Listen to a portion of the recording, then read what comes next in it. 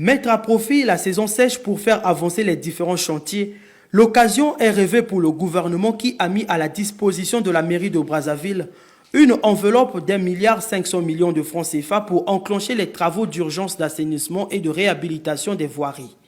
Pour cette raison et à l'approche de la saison sèche, Brazzaville est en chantier. D'importants travaux de réfection sont en cours d'exécution. Dans les zones où les eaux stagnent, nécessitant forcément une grande réparation, on s'attelle à couvrir la chaussée de pavés. C'est le cas du tronçon rond-point Ngabio, rond-point Moumi, Anfilou, du croisement de l'avenue Émile Biaïnda avec la rue de l'Orstom, entre Kisundi et Diata, de l'avenue Raoul Folero, tronçon Grand Séminaire, rond-point Kisundi, mais aussi de la rue Mawajon à Massina et un peu partout. Moi, autant que chauffeur, je passais souvent dans cette ruelle, mais quand il pleuvait, partout il y avait des gradations. Mais là, ils ont pu quand même arranger, quand même ça va. Autrefois, ils ne pouvaient pas accéder du rond-point marché jusqu'à l'arrêt Moise. Donc, il y a des sens qui s'arrêtaient devant notre parcelle là. Et de l'autre côté, il fallait prendre un autre bus. En tout cas, même moi, ça m'a surpris. C'est quand même une voie principale qui va de Kinsundi jusqu'à Mukondo.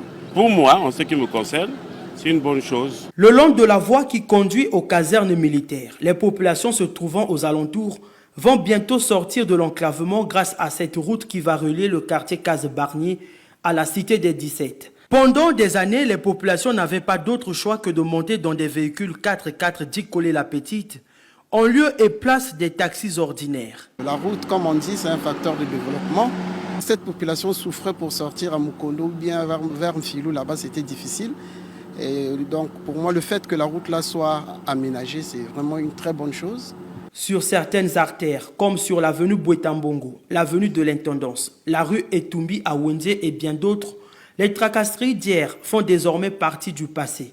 Entre-temps, avec des cas d'insécurité dans les quartiers, les populations réclament l'éclairage public des principales rues et avenues où la circulation est dense la nuit. Nous souhaiterons aussi que ça puisse encore mieux s'améliorer, tel que la lumière au niveau de ces tronçons pour éviter, vous-même vous connaissez, les jeunes qui sont des œuvreurs qui peuvent commettre des situations un peu désastreuses. Lors de notre tournage, nous avons croisé le maire de Brazzaville, Dieudonné Bantimba, en train d'inspecter les travaux en filou. Son conseiller à l'urbanisme, Germain Wumba, nous explique ici le choix des pavés. Nos chaussées ont vieilli à cause de l'eau qui traîne au niveau des chaussées. Alors, techniquement, pour faciliter, n'est-ce pas, la réparation, à des endroits où nous sommes obligés de mettre des pavés pour permettre non seulement que les pavés nous reviennent assez moins cher, mais qualitativement nous permet de régler le problème et procéder à la circulation normale. Mais par contre, il y a des endroits où nous sommes en train de boucher les nids de poules avec les entreprises, donc qui nécessitent les enrober, et ça se fait normalement actuellement. Et nous allons continuer avec d'autres voiries dans les prochains jours.